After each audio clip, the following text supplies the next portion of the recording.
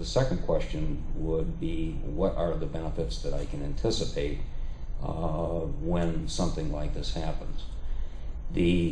Basically, there are three benefits, three and let me say 3.5, and they're pretty extensive.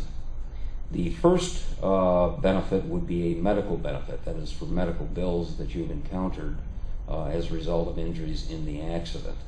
And I say that because the provision only applies to injuries directly related to the accident.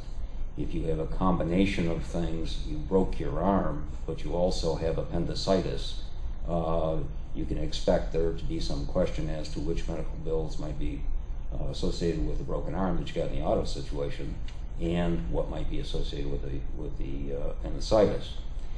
Effectively, what most people have is what is called a coordinated policy, and what that means is that the medical bills that you encounter as a result of injuries in an accident, the primary insurance payor would be your own health insurance company.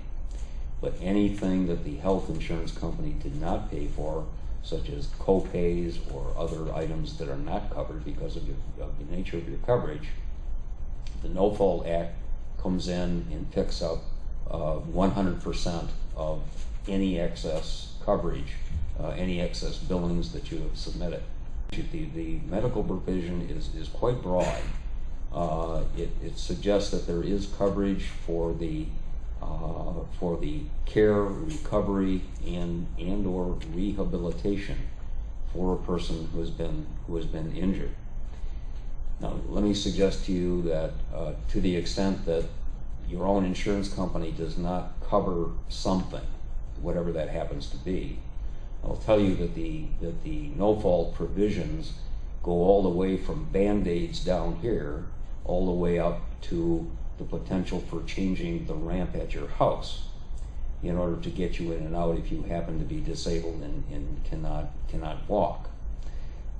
There are some very broad provisions under this depending on what your needs are. And as I say, the statute suggests that it's any reasonable and necessary care prescribed by your physician for the purpose of the care, recovery, or rehabilitation as a result of the injuries that you've had. I have had situations where, because of the extensive nature of the injury, this has gone all the way to actually adding on a separate room onto a home. I've had circumstances where the entire bathroom and kitchen area were revamped so as to accommodate handicapped. So it's a very broad coverage. If in fact it is something that you require, if it is something that a doctor deems as reasonable and necessary, and it comes from the automobile accident. So it's a very broad coverage. The second provision is a wage coverage, and under the Act, if you were working at the time of the accident, and as a result of the accident you were unable to work and therefore ended up with a loss of wage, that the No-Fault Act says that the insurance company is responsible for 85% of any wage loss that you have encountered.